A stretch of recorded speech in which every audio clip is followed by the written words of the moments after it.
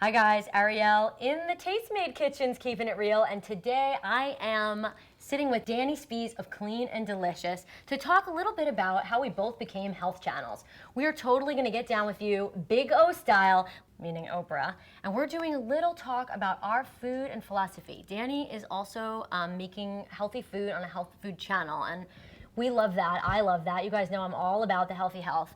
And so it's an honor and a privilege to be with you today, Dani. Right back at you. Thanks so much. And so today we're going to have a little conversation, and you should definitely be sure to head over to her channel to watch the reverse of this, because you guys want to know about me and my story, and we'll talk a little bit about that over there. And today I want to introduce you to Dani and hear a little bit more about your story. So, you know, I eat to live because of my health and disability and functioning. And it's always a wonder to me, what brings, like, I've thought this to myself, like, if I didn't have to eat this way, like, who chooses to be healthy for no reason, like, not for no reason, but like, we want to be healthy, but like, tell me what made you decide that you wanted to have a health food channel, and that, like, what's your health story? What kind of brings you there, right? For me, honestly, it started back in the day. I really struggled with body image, which led to years of dieting, lots of yo-yo dieting, on the diet, off the diet, gaining weight, losing weight. Really what I was doing, unbeknownst to myself, was chasing pretty skinny, and all under the guise of health. I truly believed that when I got there, wherever there was, that pretty skinny, yeah. Like when I got there, that I was going to be okay. I was going to be happy. My life was going to work. It was all going to flow. But there was always there, and I was always here. There's no there, right? I mean, who doesn't relate to this? There's no there. There's no there, and that is exactly the journey or struggle that led me to study fitness, nutrition, cooking, the mind-body connection, and mostly, honestly, myself. I'm like my favorite science project, and I think when it comes to healthy eating, that this is where it gets a bad rap, because people tend to eat healthy because we think we have to eat healthy. Okay. And when you think you have to eat healthy, what ends up happening is, A, it feels like a punishment, and you kind of end up doing it to spite yourself, right? So you're doing it at the expense of pleasure. You're doing it at the expense of flavor, taste, experiences. Like, I'm not going to have the cake at my daughter's birthday party because et cetera, et cetera. Right. So it turns into it gets a negative spin. Totally. So what I like to do, what I try to do on my channel, is show people, A, that it's very simple, doable to make delicious, nutritious, everyday food.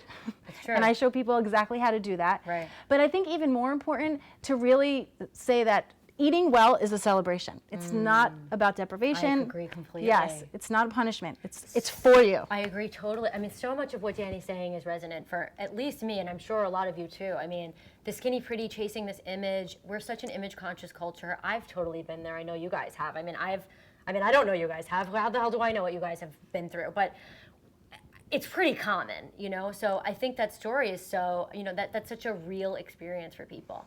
Another thing that you mentioned that really resonates with me is this idea that we're taking away and we're punishing. And something that comes up so much with gluten-free cooking is this idea of, like, you can't, that's really sad. You can't have gluten anymore. And I always like to say, gluten-free, not dead. Like, hello. Right. That's my brother's tagline. But I'm stealing it blatantly. And what I say is, like, it's not about, like, what you're saying. It's this pleasure experience. For me, with the gluten, it's like approach cooking without something like you would anything, like as an artist, which is how I like to approach it, which is, well, what does it bring in now? Now that I can't use this thing as a crutch, what does it open up for me? And as a result of that, there's been so many things I've discovered that I never would have if I was just always making pasta every night. Not that I don't love it, but it, you know, so I really resonate with you there. So in terms of that, when you're cooking, like, what's your general, you're healthy, your life is about pleasure, eating is a celebration, totally feel you. When you're cooking, what's like a tip or a strategy or a framework that you work from?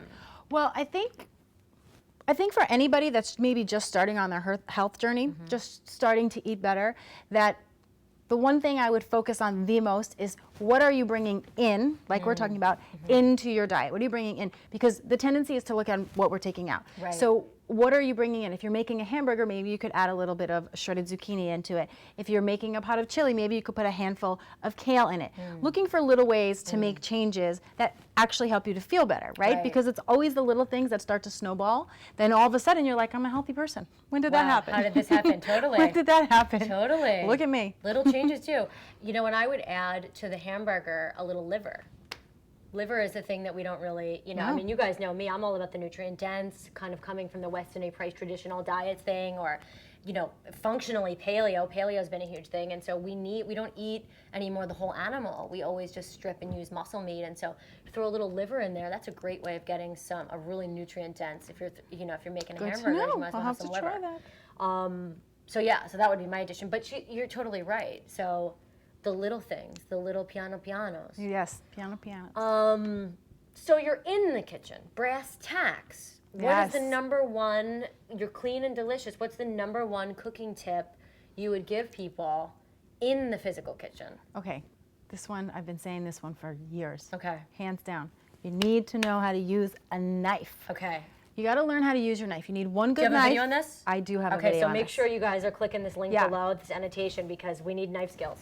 You need to have one good knife, and you need to know how to use it, because I don't care how fast a recipe says it is or how easy a recipe says it is. If you don't know how to use your knife, everything is going to take more time and more effort than you're probably going to want to put into it. True. You know, it makes it feel like work, and it's not work. True. Well, it's a little work for some people. We love it. We love it. And you'll grow to love it too.